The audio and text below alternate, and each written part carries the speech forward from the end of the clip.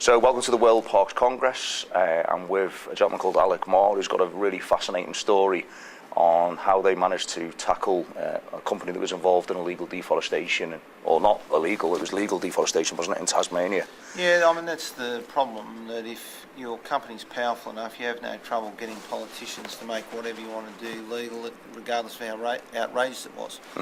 Guns was a company that had a lot of power in Tasmania, and it had completely outrageous logging practices made legal. They're chopping down 90-metre tall trees and then dropping napalm all over them, setting them on fire, and then claiming they were beautiful, sustainably managed forests.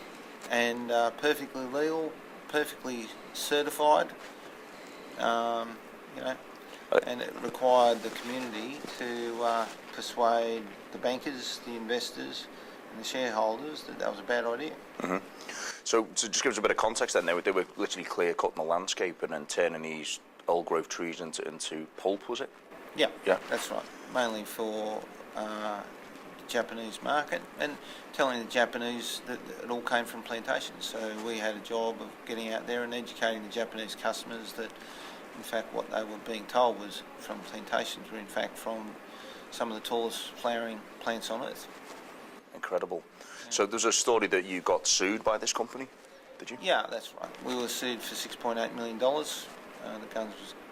case was called Guns versus Marr and others. Okay. There were 20 of us involved, and basically we had to persuade the company to drop the court case. How did you do that?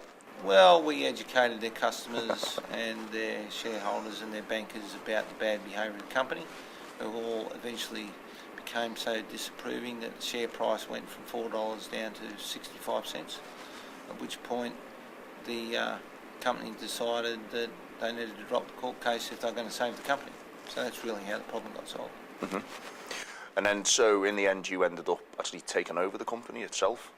Well, the company was forced by shareholders to get out of all native forest logging and then sell whole chunks of its logging operations. And two of the richest environmentalists in Australia decided to buy the biggest wood chip mill in the southern hemisphere at Tribunna in Tasmania, and then they made me the general manager. Okay. So it was very entertaining. And then what did you do then? Well, we didn't think it was a good idea for the mill to restart. We had a whole set of conditions that would have to be met before it was ever going to restart, and those conditions were never met, so therefore it never restarted. And then eventually, as the politics in Australia shifted, it was quite clear that certain parts of the logging industry wanted the government to compulsorily acquire the mill to start it up again. So I was authorised to decommission the plant. Okay. Yeah. And what did you do? What did you do?